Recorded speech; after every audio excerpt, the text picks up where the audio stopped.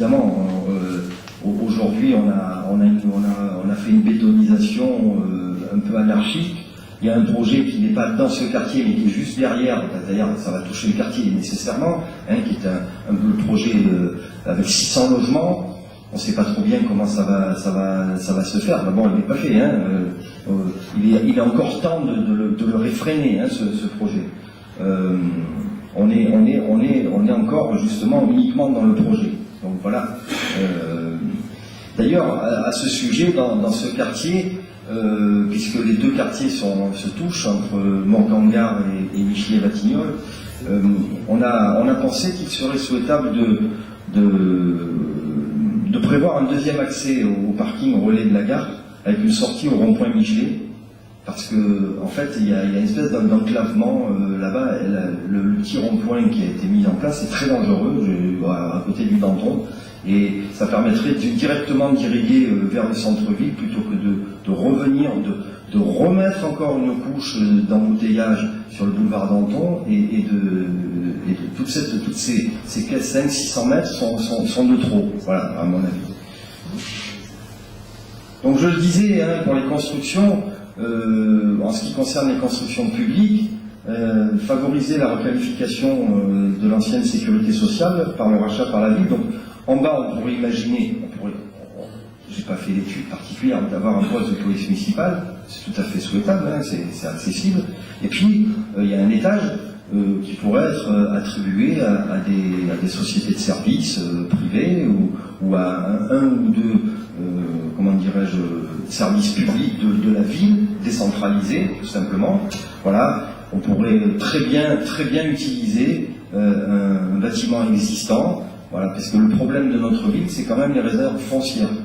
Et les réserves foncières, plus on arrive vers la espèce de conurbation, vers ce centre-ville, moins on en a, évidemment. Après, on est pris en étau entre Natura 2000, la zone inondable de la route de Marseille, etc. Donc c'est compliqué. Donc il faut utiliser au mieux l'existant. Ça serait un achat. Mais un achat, c'est pas une dépense. Attention, c'est un investissement. Il faut bien faire la différence entre les dépenses de fonctionnement, qui sont des dépenses où on prend le billet, on le brûle, et les dépenses de fonctionnement qui, elles, vont être pérennes. D'abord, elles vont donner du travail à des entreprises, puisqu'on est favorable hors appel d'offres, de favoriser nos entreprises locales, hors appel d'offres, puisqu'il y a des procédures, fort heureusement. Hors appel d'offres, vous savez, les fameux 3 devis où il suffit de demander aux entreprises, encore faut-il qu'elles répondent, des entreprises salonnaises.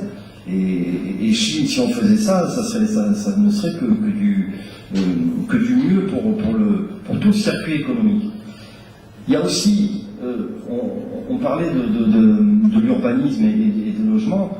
Vous êtes d'accord avec moi qu'il y a une verrue là, qui est le moins qu'on puisse dire, c'est l'ancienne station-service. Alors, je n'ai pas étudié, je ne sais pas à qui appartiennent les murs, mais de toutes les manières, il faudra, quand nous serons élus, on a tous les moyens, une commune a tous les moyens d'intervenir pour que cette verrue disparaisse. Alors soit par un projet neuf, peut-être immobilier, mais je vois pas très bien un projet immobilier à cet endroit-là qui est quand même bruyant, etc. Même avec les normes sonores, acoustiques et tout. Non, je vois une extension des commerces de proximité. Nous sommes favorables, et par mon métier du quotidien, j'en suis d'autant plus favorable, puisque je m'occupe d'eux au quotidien, nous sommes favorables au maintien et au développement du commerce de proximité. Commerce de proximité qui fait la vie de tous les jours. Quand je dis commerce, c'est au sens générique le plus large, c'est le commerce, l'artisanat, les services. Après, je ne rentre pas dans les nomenclatures juridiques, mais bien sûr, c'est le poumon d'une ville, c'est l'animation d'une ville. Alors, on a un petit bout de centre commercial qui est là, on a des commerces ici qui sont... Et on le voit, il y a des... Vous qui vivez là, pour certains, vous ne le voyez peut-être plus, mais il y a des mitages. Moi qui suis un spécialiste du commerce, en termes de commercialité, ce mitage n'aide pas les commerces, parce qu'il faut recréer dans des zones la chose merveilleuse que nous avons en Provence, c'est le centre commercial à ciel ouvert. Ces jours-ci, toute la pluie tombait sur nous, comme disait la chanson, mais généralement c'est au soleil, quoi. Donc on a quand même une possibilité et je suis pour, en termes d'urbanisme, l'extension d'une mesure qui existe, c'est une loi qui a été mise en œuvre en 2010, c'est la loi qui donne la possibilité aux communes d'appliquer un périmètre de préemption des fonds de commerce et des baux commerciaux, qui n'a rien à voir avec la préemption des bâtiments, hein, c'est autre chose, et qui permet à une commune de geler pendant un an tel ou tel commerce en recherchant un repreneur et en disant ben là je veux qu'il y ait tel et tel type de commerce, parce qu'on sait très bien que les commerces de bouche facilitent la rotation, facilitent la vie, facilitent le flux, et donc tout le monde a besoin de tout le monde dans une rue. Regardez comment sont faits les centres commerciaux autour des grandes enseignes, c'est que le monde amène le monde. Donc si vous avez un mitage et qu'il faut faire 50 mètres, 100 mètres pour un autre commerce, encore 100 mètres, eh bien, il y a une distorsion complète et il n'y a aucune synergie entre les uns et les autres.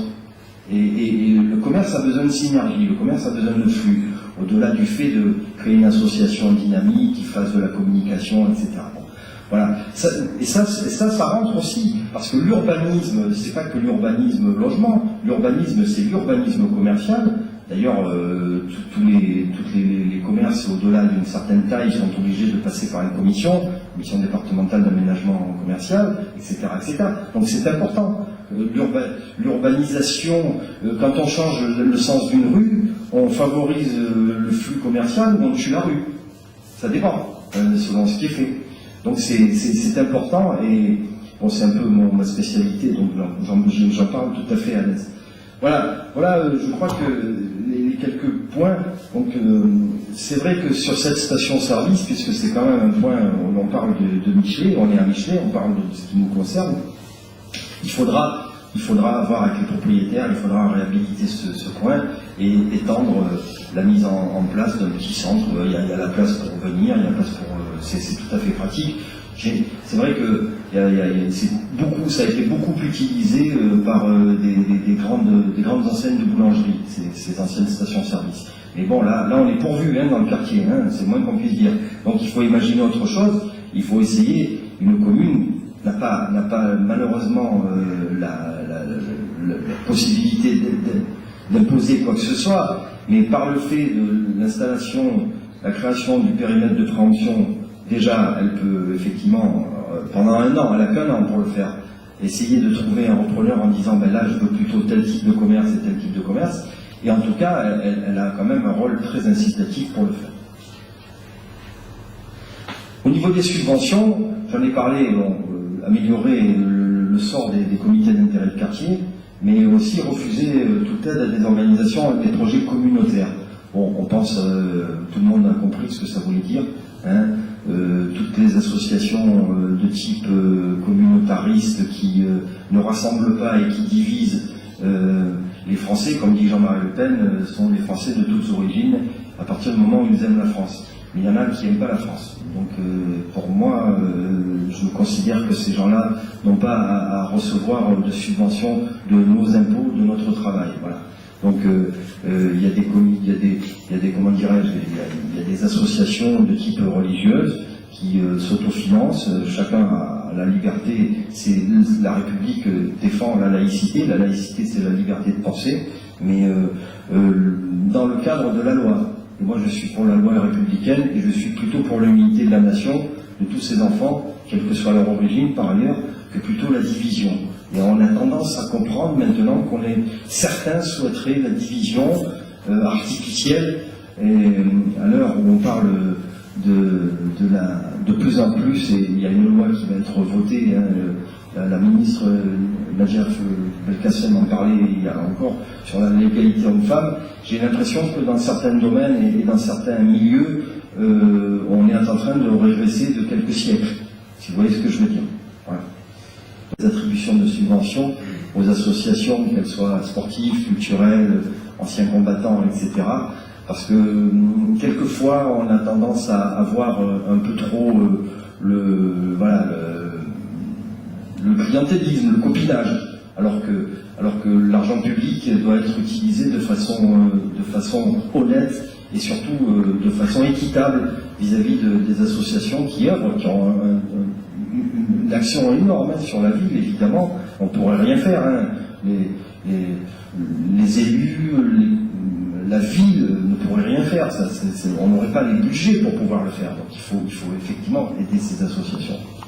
Et donc pour tout vous dire, effectivement, la laïcité républicaine dans tous les secteurs de la vie municipale, les cantines scolaires, les piscines municipales, etc. La tendance dans certaines villes, pas la nôtre, pas encore en tout cas, mais ça vient, ça commence à venir, c'est de plier à des exigences communautaristes, en tout cas d'une certaine catégorie de communautés. Il n'est pas question de plier à cette exigence, mais pas une seule seconde. La loi républicaine, la France est une et indivisible, et tout le monde est à la même enseigne. S'il y a des gens qui ne sont pas contents de tel et tel service public, il n'y a aucune obligation. Une cantine, c'est pas une obligation, c'est un service qui est rendu aux parents. Donc s'il y a certains parents qui ne veulent pas laisser les enfants dans les cantines pour telle et telle raison, eh bien c'est leur choix, mais ils ont qu'à le faire autrement. Voilà. Il n'est pas question de plier là-dessus.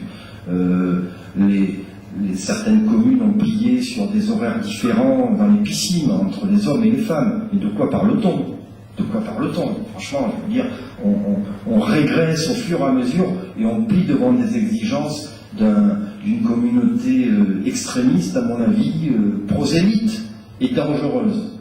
Donc, il n'en est pas question une seule seconde, mais j'ai eu l'occasion de rencontrer les responsables de la mosquée à Salon et je leur ai dit.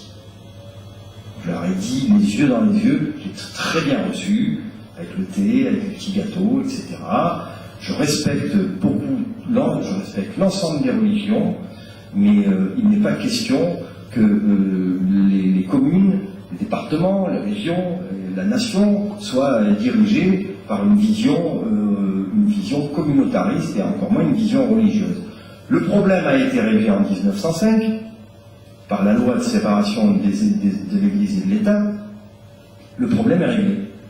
Ce qui est du domaine religieux reste du domaine privé, le reste du domaine public et de la loi républicaine. Voilà. Tout le monde doit se comporter de la même manière dans le domaine public. Après, chacun fait ce qu'il veut à l'intérieur, soit de son temple, soit de sa synagogue, soit de sa mosquée, soit de son église, soit de ce que vous voulez. Mais en tout cas, ça n'est pas à la République à gérer cela. Voilà. C'est clair, net et précis. De la population pour les grands projets. Et donc nous sommes favorables à la consultation de la population par référendum pour les projets dans les quartiers. Les grands projets structurants sont assez rares malgré tout, mais quand il y en a un, il faut, selon le cas, soit demander l'avis directement à la population du quartier, soit demander l'avis à la population salonnaise dans son ensemble. Et la loi permet de faire des référendums locaux. Or, aujourd'hui, on nous enfume avec les enquêtes publiques. Ah, les enquêtes publiques. Magnifique. Il y a un projet, il y a un commissaire enquêteur, il y a un cahier de doléances, les gens viennent écrire un tas de trucs. Peu de gens viennent d'ailleurs parce que c'est tellement technique, c'est tellement compliqué que les projets sont bien présents à l'entrée, à la mairie, etc. Et il faut faire la démarche, etc. Tandis que poser la question simple, à partir d'un schéma, enfin d'un questionnement simple à la population, en donnant les éléments objectifs, à charge et à décharge, comme dirait un juge d'instruction, eh bien, les citoyens pourraient se prononcer, et ça donnerait, bien entendu, ce type de référendum, la loi permet de le faire, mais ne donne pas, la décision finale reste aux élus, quoi qu'il arrive, on est bien d'accord. Mais quand même, malgré tout, si vous avez 90% de la population d'un quartier qui est contre un projet, je vois mal un maire ou une municipalité se tirer une balle dans le pied en allant contre sa population. Ou alors elle se tire une balle dans le pied et rendez-vous à la prochaine mandature. Et comme ça, comme les élections se gagnent ou se perdent de quelques poignées de voix, comme ce fut le cas à Aix-en-Provence avec 51 voix sur 75 000 votants, eh bien bonjour pour le maire qui a géré de cette façon-là. Voilà, ça c'est la vraie démocratie. Alors, on n'en est pas encore à appliquer la grande démocratie et la démocratie comme en Suisse. Hein. Ils viennent de voter des lois intéressantes d'ailleurs en Suisse, je vous rappelle, hein, qui me conviennent parfaitement. Mais on pourrait tendre vers, en tout cas. Et je pense que demander c'est la moindre des choses que de demander aux habitants d'un quartier, aux habitants d'une ville, dans un grand projet structurant, ce qu'ils pensent de tel et tel projet. Et c'est ce qui n'est pas fait, évidemment. Si ça avait été le cas pour d'autres projets comme la place Morgan, on n'en serait pas là. On aurait peut-être fait le parking avant, histoire d'avoir des places pour le centre-ville, pour les commerces, etc. Et on aurait fait la place après. La place qui, pour l'instant, ressemble... alors je sais qu'on est à l'heure russe, hein, avec les Jeux Olympiques de Sochi, mais ça ressemble, vous savez, au steppe de l'Asie centrale. C'était le grand, merveilleuse musique de Borodine, qui était un grand musicien russe. Et bien c'est à peu près ça aujourd'hui. Mais malheureusement, on n'a pas compté avec le fait que le maire sortant a agi de façon électoraliste, c'est-à-dire il a fait la chose qui se voit, et puis la chose qui ne se voit pas se fait après. Mais tout le monde est embêté, et encore je suis poli quand je dis ça, c'est moins qu'on puisse dire. Le point, alors bien entendu, le dernier point c'était sur l'installation des nomades et des gens du voyage.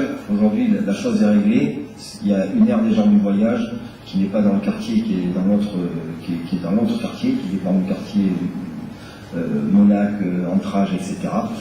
Et tout campement illégal, aujourd'hui, nous avons tous les moyens juridiques, compte tenu de l'existence de cette aire des gens du voyage, tous les campements illégaux doivent être démantelés ipso facto, à la minute où ils arrivent. Voilà, c'est pas compliqué. Tant qu'il n'y avait pas cette zone qui était obligatoire, hein, que la loi, les villes de plus de 5000 habitants ont l'obligation d'aménager une aire des gens du voyage, etc. Eh bien, aujourd'hui, c'est le cas. Donc, il n'y a plus à avoir de campements sauvages, illégaux, et je sais qu'il en existe encore, et nous ferons en sorte qu'il n'en existe plus. Voilà, tout simplement. Pour revenir donc quelques derniers points sur le quartier, vraiment, on a observé avec nos amis en faisant le porte-à-porte qu'il y avait quand même aussi une réhabilitation de certains bâtiments ici, dans l'avenue Michier, dans l'avenue Georges Porel. Je pense au bâtiment de l'ex-Radio Century, où il y avait un centre de formation qui est une forêt vierge. Là aussi, il faudrait agir auprès des propriétaires et trouver les moyens de requalifier, soit avec un projet immobilier, soit avec des entreprises privées et publiques. Là aussi, il y a des moyens de le faire. Et puis, il y a d'autres je ne sais pas, si peut-être quelqu'un peut nous éclairer. Il y a un merveilleux hôtel particulier qui est juste après le feu rouge, qui est sur la droite, et qui est totalement à l'abandon. Alors là, je veux dire, il suffit de jeter une cigarette pour que ça prenne feu, et je ne sais pas. Il y a l'emplacement de l'ancienne Sousto qui est là, qui va passer là. D'accord. C'est-à-dire l'endroit où les handicapés de la Sousto dorment, mangent, appartient à la mairie. La mairie veut reprendre cette position-là. Et à partir de 2015, et tout a été acheté, on attend l'argent. Ça va passer ici, dans ce quartier-là. Dans ce quartier-là, mais dans quel bâtiment? Alors, le bâtiment, c'est ou la maison... la maison de maître? Ou la maison de maître. Ou l'ancienne radio centrale. L'ancienne radio centrale. Et la CEDIC aussi. Oui, qui était la CEDIC, oui, tout à fait. C'est dans ce local-là. D'accord. Ok. Et puis, il y a deux points alors, très très locaux du quartier. Réhabiliter les pistes cyclables, voilà, on a le problème alors c'est très pragmatique ce que je dis, on a le problème des racines qui défoncent les pistes cyclables. Alors c'est bien d'avoir une politique avec l'association, vous connaissez la Trovelle, l'association pour la promotion du vélo en ville. J'ai signé sa charte et je suis d'accord avec cette association pour développer l'utilisation citadine du vélo. Encore faut-il qu'il y ait des pistes qui soient en bon état, en l'occurrence, parce que ici c'est dangereux, et on a les problèmes des racines, soit des pins, soit des platanes, etc. Donc ça c'est à voir, c'est un problème technique, et il faut le voir si on veut faciliter, si on veut éviter tous les accidents qui peuvent être mortels en l'occurrence. Et puis, il y a un autre problème avec la multiplication des habitations. Il y a quelques constructions supplémentaires qui se font du côté au-delà de Désiré Allemand, etc. Je pense qu'on va être le boulevard Glanum, on va être très très rapidement en sous-capacité de l'école communale de Michelet. Alors là, il va falloir, je pense, penser à réfléchir très sérieusement à augmenter d'une manière ou d'une autre la capacité de l'école Michelet. Comment? Pour l'instant, je n'ai pas la réponse. Il y a peut-être utiliser des bâtiments existants. C'est compliqué parce que comme il y a des normes nouvelles de sécurité, des normes phoniques, des normes haute qualité environnementale, etc., c'est un peu plus compliqué. Mais en tout cas, il faut y réfléchir sérieusement. Parce que je pense que l'école de Michelet, l'école Michelet, sera rapidement, si ce n'est pas déjà le cas, en sous-capacité de recevoir les enfants du quartier. Voilà, écoutez, j'ai trois petits quarts d'heure, 40 minutes d'intervention pour